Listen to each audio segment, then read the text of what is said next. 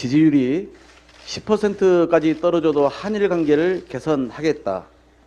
지난해 11월 아소다로 자민당 부총재가 방한했을 때 윤석열 대통령이 했던 발언이라며 일본 언론이 보도했습니다.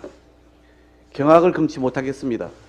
대체 누구를 위한 충성의 맹세입니까? 그래서 윤 대통령은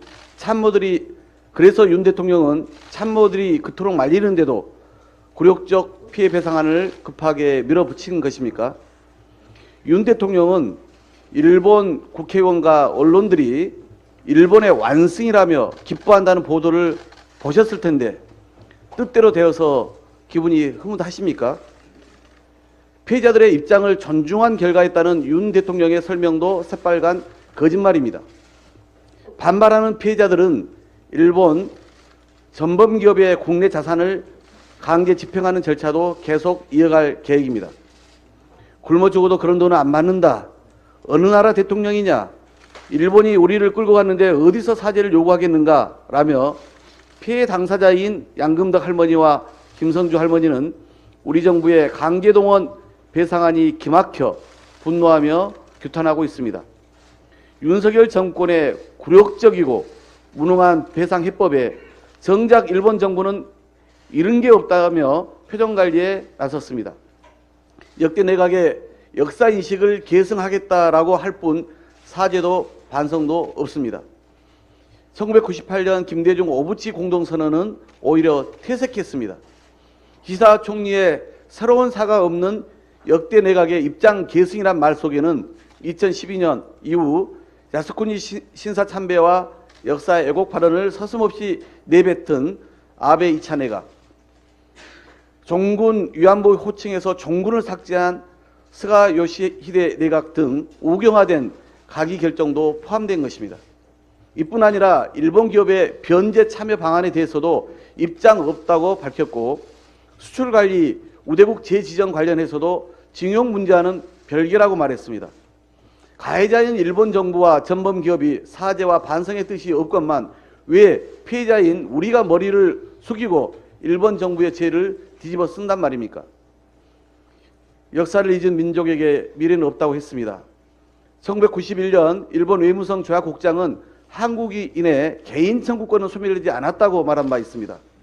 독일은 2001년부터 7년 동안 강제징용 피해자 170만 명에게 정부와 기업이 기금을 마련해 배상한 바 있습니다. 가해자가 진정으로 사과하고 반성할 때 피해자가 용서할 수 있습니다. 그것이 미래로 가는 진정한 출발점입니다.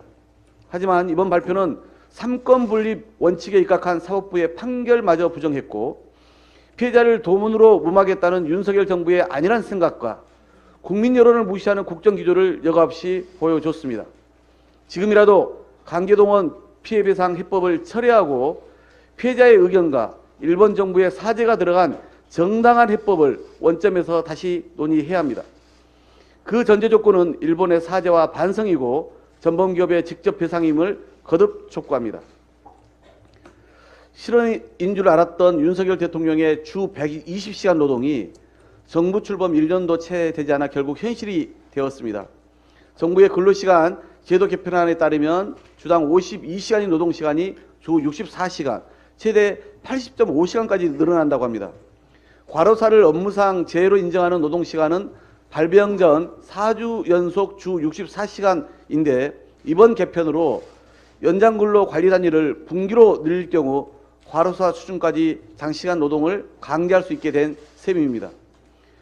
우리나라 노조 조직률은 14.2%에 불과하고 노동자들이 연차 휴가를 다 쓰는 기업도 40.9%에 불과합니다.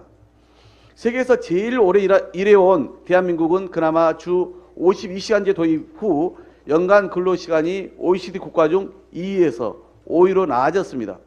그래도 여전히 평균 39일을 더 일합니다. 그런데 윤석열 정부가 다시 노동시간을 늘려 과로 사회를 조장하겠다고 나선 것입니다. 더구나 국민의 저녁을 뒤바꿀 중차대한 민생 정책이지만 사회적 공론화 절차는 없었습니다.